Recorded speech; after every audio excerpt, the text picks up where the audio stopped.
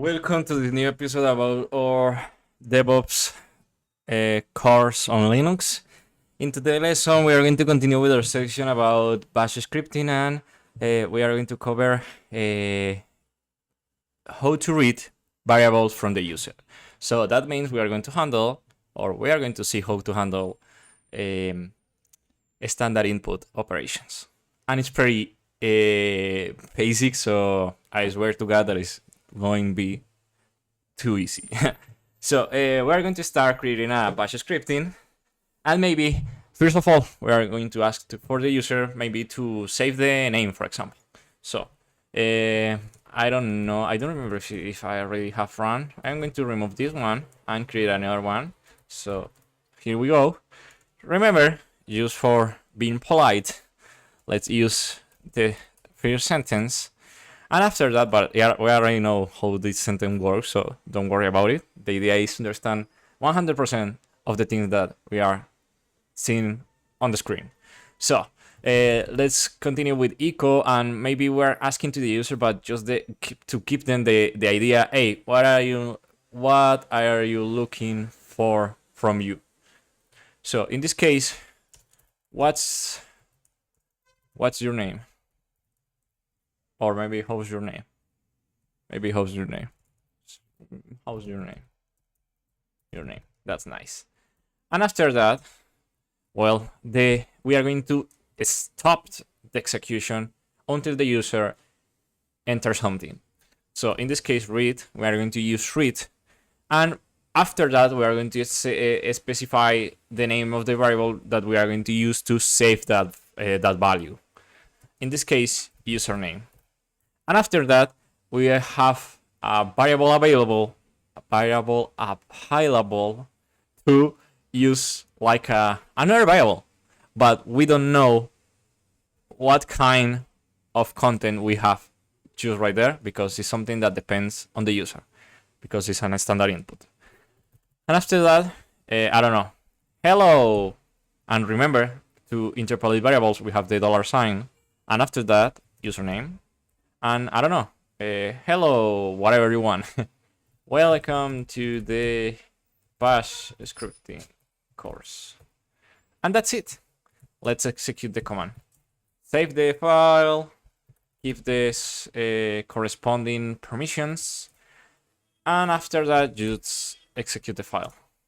And how's your name? My name is Chris.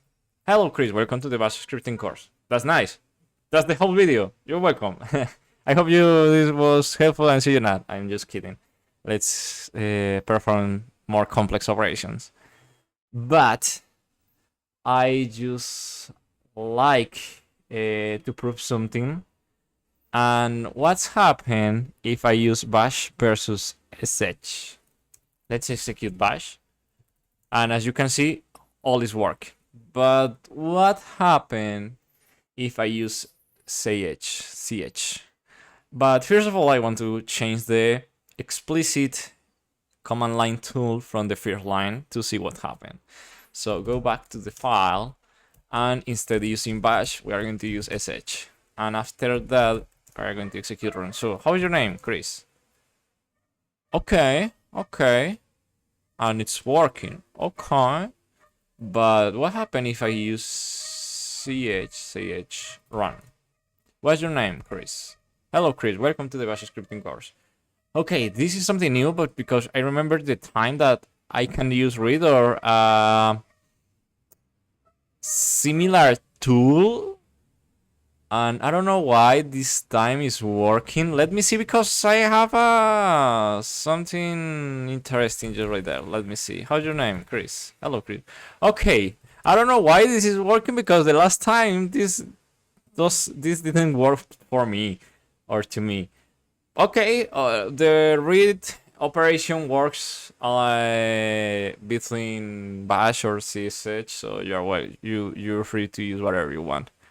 That's interesting, because I remember the time that I used read, and I remember that I used sh, and that doesn't work. And I remember that I saw a Stack Overflow question about, hey, this is not working in ch.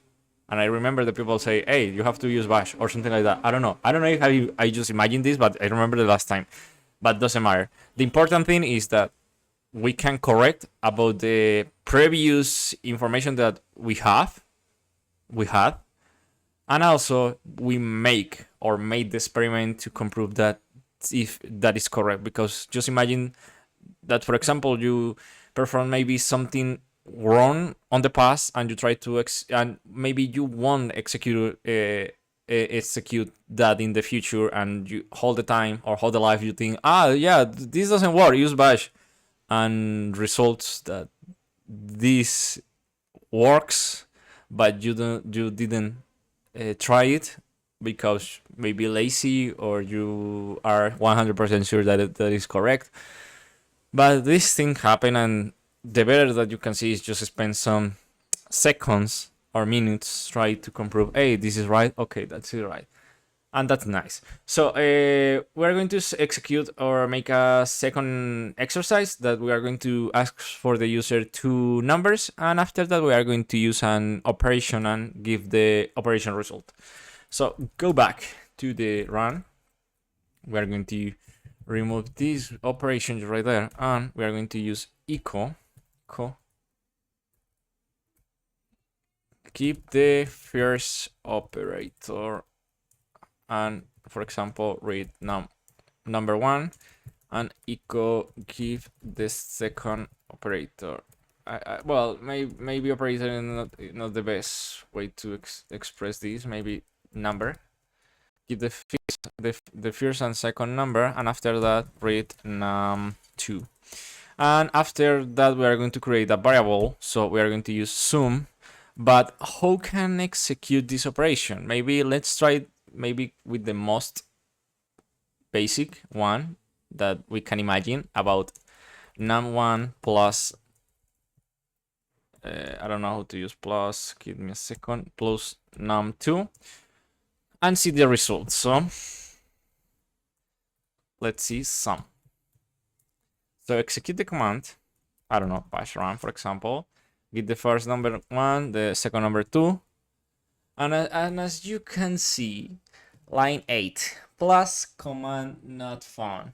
So that means we are trying to, in this case, try to execute a command, and that doesn't make sense. So we can execute an arithmetic operation in bash, but also in the terminal itself, and it's pretty easy. We have to use the $sign as we use 2 in variables, but after that we have to use parentheses, but 2 parentheses, because remember that we use 1 parenthesis to execute a command, and looks that in Linux, if we want to execute a arithmetic operation, we have to use 2 parentheses. But let's try with both the scenarios. For example, what happens if I execute pwd in this way?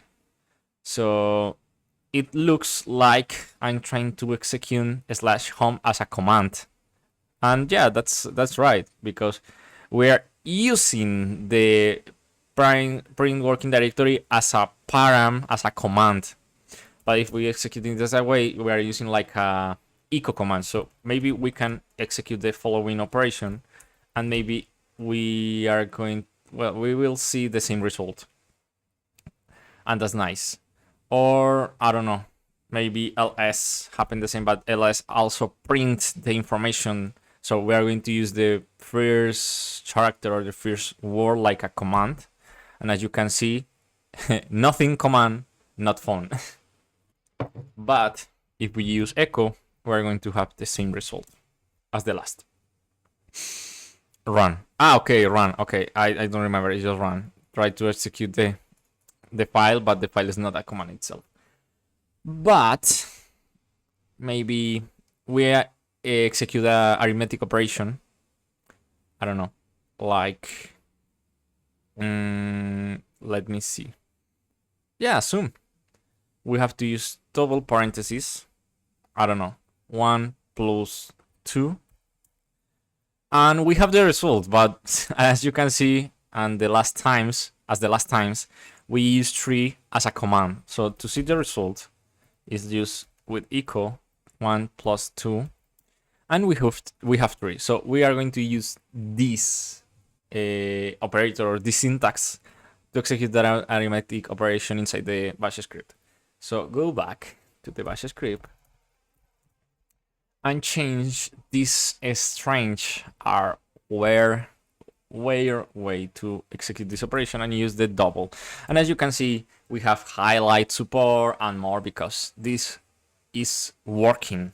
So go back and execute the run, and the first number is 2, the second one number is 2, and the result is 3. Maybe we can improve the output making some changes, like the result is something like that. Execute again, one more time, and as you can see, the result is 4. 1 plus 3 is 4. So I hope this video was helpful.